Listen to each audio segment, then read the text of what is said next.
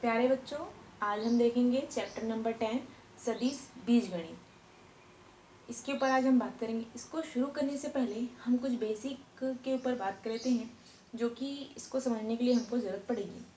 For example vector है ना, vector हम अलजेब्रा हम पढ़ रहे हैं तो हमें पता होना चाहिए कि वेक्टर क्या है और स्केलर क्या है।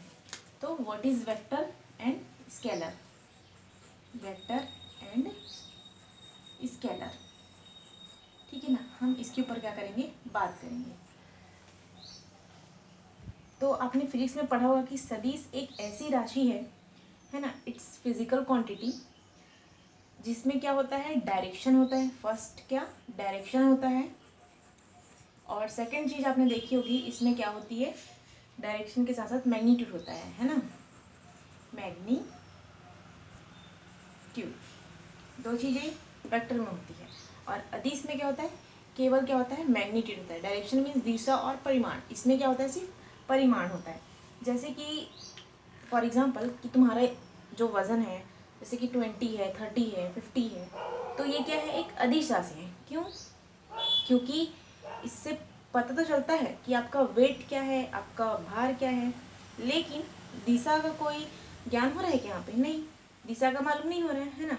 लेकिन यदि मैं बोलूँ कि आप इस जगह से, किसी पॉइंट से, इस पॉइंट से 3 किलोमीटर कहीं जा रहे हैं, है ना, 3 किलोमीटर कहीं पर क्या कर रहे हैं, गति कर रहे हैं, तो फिर आप तो चल रहे हैं, तो यहाँ से मैं क्या बोलूँगी कि ये डायरेक्शन भी है, परिमाण भी है। यहाँ से आप 3 किलोमीटर पूर्व की ओर जा रहे हैं, तो मैं ये बोल सकती हूँ कि आप क्या हैं, यहाँ से आपका डायरेक्शन भी मिल गया और परिमाण भी मिल गया, है ना, दिशा पता चल रही पूर्व की ओर। उसी तरह जब हम गति करते हैं तो जो वेग होता है, वेग एक क्या है, सदिश राशि है, क्योंकि उसमें समय के साथ साथ, है ना, जो दूरी में परिवर्तन होता है उसकी दर, वो भी हमको क्या पता चल जाता है। यानी कि स्थान में परिवर्तन की दर जो है वो हमको क्या हो जाती है, पता चल जाती है। इसलिए ये क्या होता है, सदिश राशि होती है। और स्केलर मीन्स मैंने आपको पहले बताया कि जिसमें से क्या होगा, परिमाण होगा। सदिश को हम कैसे डिनोट करते हैं ये देख लेते हैं। जो सदिश राशि होती है, यहाँ पे स्केलर की बात ना करते हुए यहाँ पे मैं सदिश में आती हूँ। जो सदिश राशि होती है उसको डिनोट कैसे करते हैं, जैसे कि मैंने कोई पॉइंट ले लिया, ठीक है, यहाँ से यहाँ तक, तो मैंने मान लिया इसको ए और ये बी। ये क्या है, सदिश राशि है, ठीक है, हमने मान लिया है, ठीक है। तो यहाँ पर शुरू हो रहा है और यहाँ पर ख़त्म हो रहा है। तो जो ए है ना, उसको मैं क्या बोलती हूँ कि एक है इसका इनिशियल पॉइंट है, और इसका ये क्या है, टर्मिनल पॉइंट है, यानी कि प्रारंभिक बिंदु और अंतिम बिंदु। और ये क्लियर हो गया। अब देखो, अब इसको बोलूँगी क्या, तो ऐसे बोलूँगी ए बी वैक्टर। ये क्या है, ए बी वैक्टर है। जैसे कि ये आपने पढ़ा होगा कि ये जो होता है, ये साइन है ना, क्या चीज़ का साइन है, दिशा का।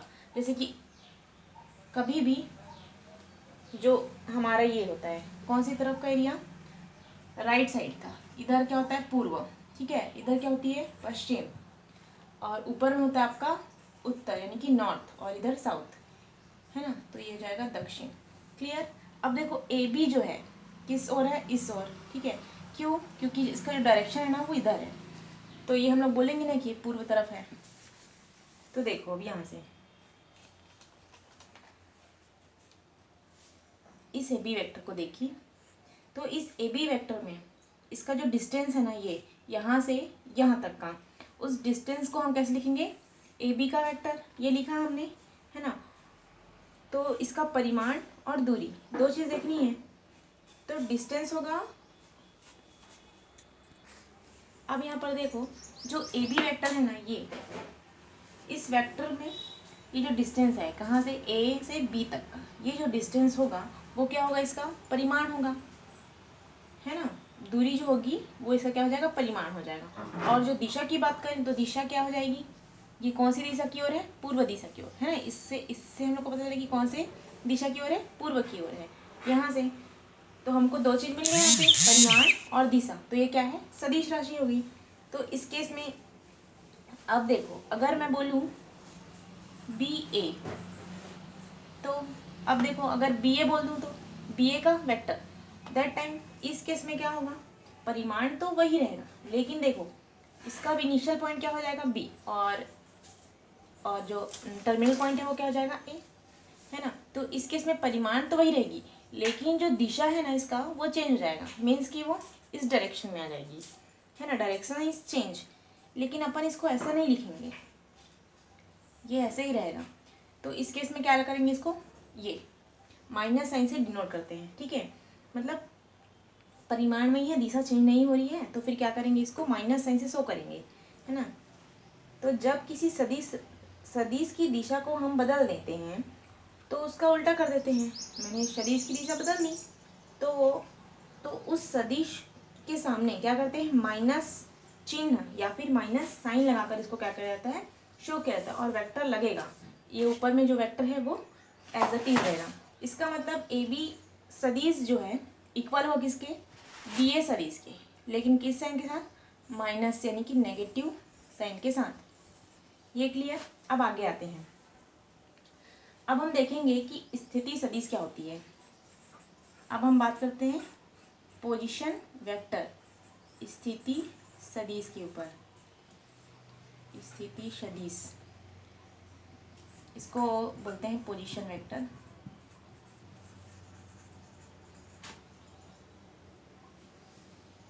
यानी कि किसी भी बिंदु पर, है ना, बिंदु के लिए हम एक पोजीशन वेक्टर बना सकते हैं। कोई भी एक बिंदु है, जैसे कि मैं कोई भी क्वांटिटी या फिर कहीं पे कुछ पॉइंट देती हूँ, ये सदिश वेक्टर का, ये हमने 3D पढ़ा है ना, 3D की बात करते हैं। जैसे कि 3 डायमेंशन ज्योमेट्री में हम जब पढ़ते हैं तो 3D ज्योमेट्री में क्या होता है, अगर कोई पॉइंट है ना, इस 3D में ये x है, ये y है और ये z है, और मैं ये मान लूँ कि यहाँ पे कोई पॉइंट P है, ठीक है, और जिसके कोऑर्डिनेट्स से हैं x है, y है, z है, ये इसके 3 मैंने क्या बता दिए, कोऑर्डिनेट बता दिए, ठीक है।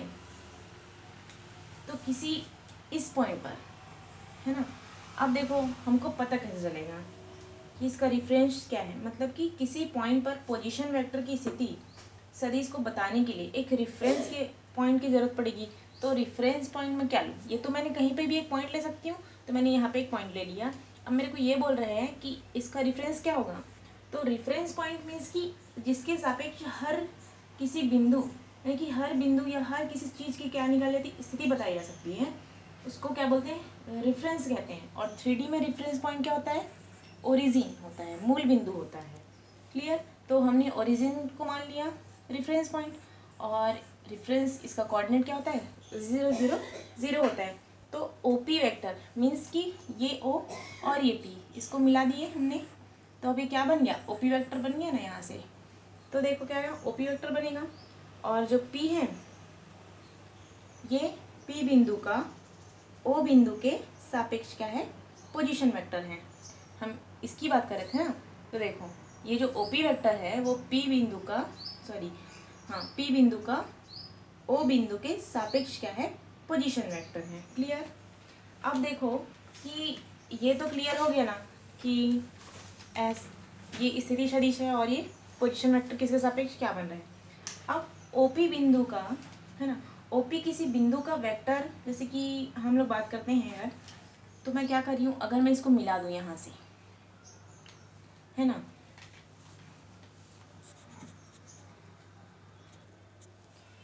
जैसे कि हमने रेफरेंस की बात की यहाँ पे ओरिजिन का, अगर मैं यूनिवर्स की बात करूँ, सौरमंडल की बात करूँ, तो पूरे सौरमंडल में हम लोग रेफरेंस क्या लेते हैं, सूर्य लेते हैं, और उस सूर्य को हमेशा रेफरेंस रखकर, है ना, बीच में रखकर, उससे ही सूर्य कितनी दूरी पर स्थित है यहाँ से, है ना, इसी ग्रह से कौन सी ग्रह कितने दूर पर है, तो दूरी किस हिसाब से नापते थे, सूर्य की दूरी से।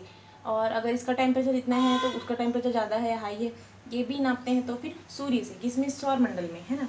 और अब आते हैं हम अपने 3D में, तो देखो मैंने इसको मिला दिया, ठीक है। अब यहाँ पे देखो कि ये जो कोण है, कौन सा कोण, ये वाला, अब हम लोग क्या करेंगे, इस पर क्या बोलेंगे, एंगल बनाएंगे। मैंने क्या बनाया, एंगल। तो ये जो एंगल है ना, तो इस पर मैं बोल रही हूँ कि ये क्या है, अल्फ़ा है, ये बीटा, और यहाँ पे क्या है, गामा। क्लियर।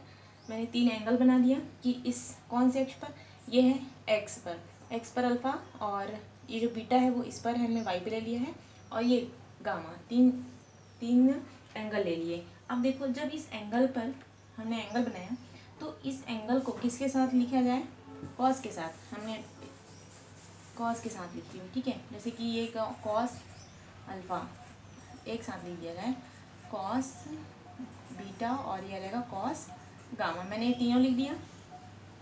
जब ऐसे इस एंगल को, इसका एंगल ये, इसका ये वाला, और ये जेड का क्या होगा, गामा। तो इस एंगल्स जो हमको मिले अल्फ़ा बीटा गामा, उसको मैंने किसके साथ लिख दिया, कुछ नहीं किया है, कॉस के साथ लिखा है बस, है ना। तो उसको क्या बोलेंगे, डायरेक्शन कोसाइन, है ना। तो इन तीन राशियों क्या बोलते हैं, डायरेक्शन कोसाइन। डायरेक्शन कोसाइन या फिर हम लोग इसको बोल सकते हैं दिक् कोज्या, ये सुना होगा। तो दिक् कोज्या किसको बोलते हैं, क्लियर हो गया। ये होता है दिक् कोज्या, इन्हीं डायरेक्शन से निकाला जाता है, ठीक है। अब देखो ये जो ओपी वेक्टर है उसकी लंबाई, है ना, मैंने जो बोली थी ना आर, तो जो ओपी वेक्टर होता है ना, ये ओपी वेक्टर का मॉड्यूलस ये होता है आर। आर मीन्स की आर को मॉड्यूलस में लिख दो, ये ओपी वेक्टर की लंबाई को शो करता है ना। अब आते हैं कॉस, ये कॉस अल्फा, इन लोगों की वैल्यू क्या क्या होती है ये तो लिख दिया मैंने। तो कॉस अल्फा किस पर है, यहाँ पे, तो यहाँ पे क्या जाएगा, एक्स अपॉन आर, वो लंबाई के साथ इसको लेंगे, अपॉन आर। कॉस बीटा की लिए बात करें तो वो किस पे, वाई पर है, तो Y by R. And cos gamma की जब बात करते हैं तो होता है जेड अपॉन आर। क्लियर।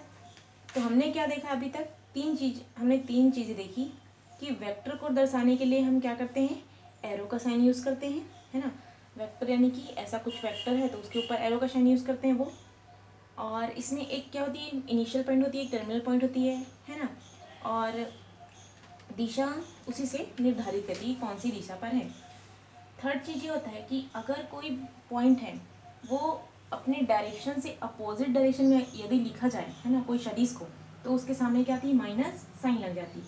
तीन चीज़ क्लियर। चौथी चीज़ ये, यदि हमको सदिश की जो वैल्यू होती है ना, जो सदिश की वैल्यू होती है वो उसका क्या होता है, परिमाण को शो करता है। परिमाण अलग चीज़ है, परिणाम अलग चीज़ है ना। तो परिमाण को शो करता है, परिमाण मीन्स मैग्नीट्यूड को शो करता है। और दिशा के साथ, है ना, उसमें परिमाण भी होती है। तो अगर हमारे पास ए बी वेक्टर है तो उसका मैग्नीट्यूड, जैसे कि मैं एक बात करती हूँ ए बी वेक्टर की, है ना, तो अपने पास ए बी वेक्टर मान लो, ठीक है। तो दिशा के साथ साथ उसमें परिमाण होता है। और अगर हमारे पास ऐसा वेक्टर है तो उसका मैग्नीट्यूड भी होगा ना। तो देखो ए बी वेक्टर की बात करें, है ना, ये ए बी वेक्टर है, तो उसकी लंबाई जो होती है ना, उसको ऐसे मॉड्यूलस के साथ अगर लिख दें तो वो उसकी क्या होती है, लंबाई।